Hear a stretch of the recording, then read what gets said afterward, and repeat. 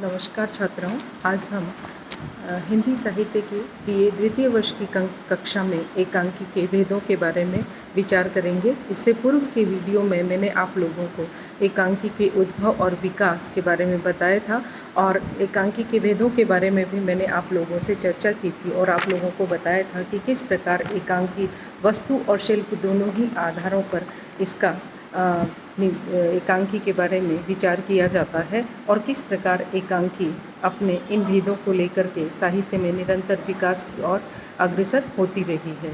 विद्वानों ने एकांकी के भेदों को स्पष्ट किया है, जैसे वस्तु के आधार पर एकांकी सामाजिक, राजनैतिक, ऐतिहासिक आदि। दूसरी तरफ हम शिल्प के आधार पर जब एकांकी की बात करते हैं तो दृश्य एकांकी, रेडियो एकांकी, स्वगत एकांकी, पद्य एकांकी, फैंटेसी आदि भेद बताए गए हैं। विद्वानों ने मूल प्रवृत्तियों के आधार पर आलोचक एकांकी, विवेकवान एकांकी, भावुक एकांकी आदि विभिन्न प्रकारों के एकांकियों का उल्लेख किया है। यहाँ पर एकांकी के शैशव काल से लेकर के आज तक के अनेक विषयों पर लिखे गए एकांकी के भेदों के बारे में हम बात कर सकते हैं। सर्वप्रथम हम बताते हैं आपको कि एकांकी, ऐतिहासिक एकांकी किस प्रकार लिखी गई थी और कैसी ऐतिहासिक घटनाओं को लेकर लिखी गई थी। प्रसिद्ध ऐतिहासिक घटनाओं के आधार पर एकांकियों के द्वारा जब रचनाकार किसी काल को जीवंत रूप प्रदान करता है तो ऐतिहासिक एकांकियों की सृष्टि होती है। एकांकीकार की कल्पना से इतिहास आधुनिक संदर्भों में सहप्राण होकर पाठकों एवं दर्शकों को सम्मोहित कर लेता है।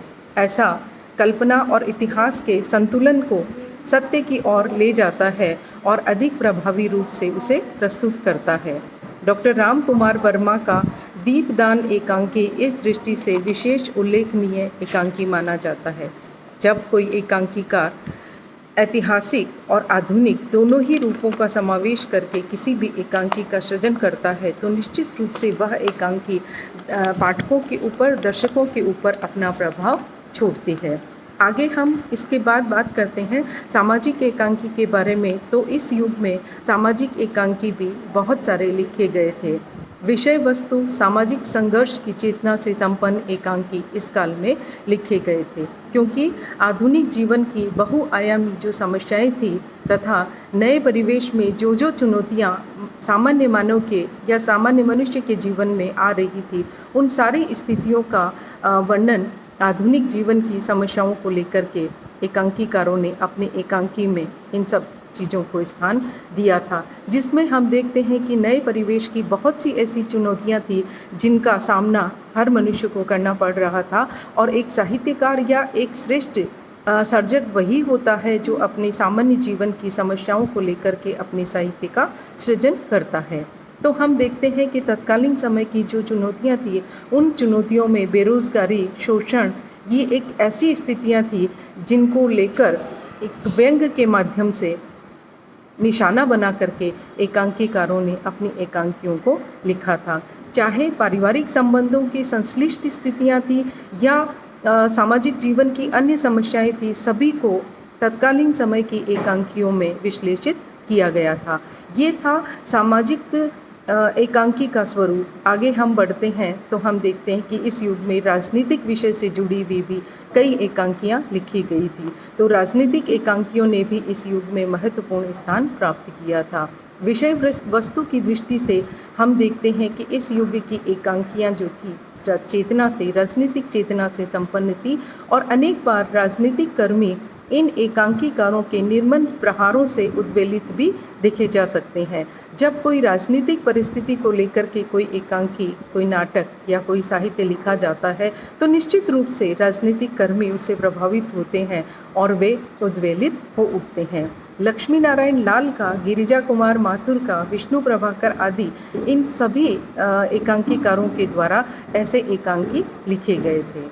पौराणिक एकांकी भी हम देखते हैं कि इस युग में पौराणिक एकांकियों का सृजन भी हुआ था। तो पौराणिक एकांकी के रूप में देखते हैं तो एकांकियों की धारा में पौराणिक एकांकी धारा विरल ही पाई जाती है। पौराणिक गद्य को युगीन संदर्भों से संपृक्त कर जब रचनाकार अपनी कल्पना शक्ति का प्रयोग करता है तो श्रेष्ठ पौराणिक एकांकियों की रचना होती है। किसी भी एक पौराणिक विषय को एकांकीकार लेता है और युगीन संदर्भों को उनमें ढाल देता है, तब वह रचना एक श्रेष्ठ पौराणिक स्वरूप लेकर के हमारे सामने आती है। तो हम देखते हैं कि छात्राओं, हमने अभी तक राजनीतिक, सामाजिक, ऐतिहासिक, पौराणिक एकांकियों के बारे में विचार किया। अब हम देखते हैं कि यहाँ पर मनोवैज्ञानिक एकांकी भी इस युग में लिखी गई थी।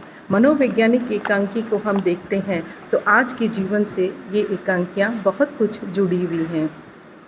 आज के जीवन में हमें स्वार्थपरायणता और विकृत मानसिकता चारों ओर दिखाई देती है, जहाँ व्यक्ति अपने स्वार्थ से वशीभूत होकर के अपने ही कार्य को पूर्ण करना चाहता है। दूसरों के कष्ट से, दुख से, तकलीफ से उन्हें कोई भी लेना देना नहीं होता है।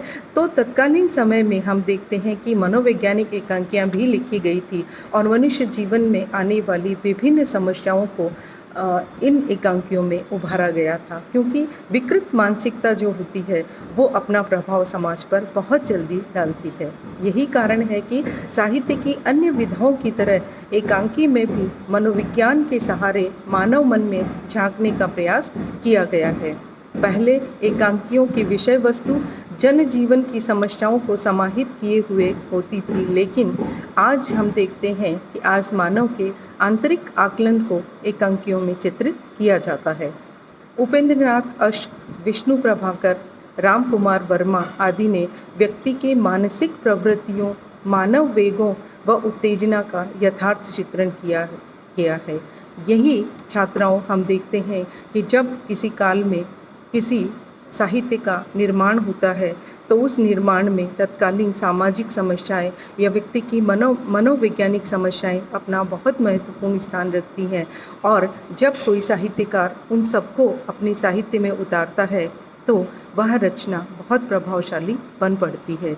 तो आज हमने छात्राओं, इससे पूर्व की कक्षा में, आज की कक्षा में हमने एकांकी के बारे में विचार विमर्श किया। एकांकी का उद्भव और विकास कैसे हुआ, एकांकी अपने विभिन्न स्वरूपों में हमारे सामने किस प्रकार आई और तत्कालीन समय के साहित्यकारों ने किस प्रकार अपना अमूल्य योगदान इस विधा में दिया, वो हमने देखा।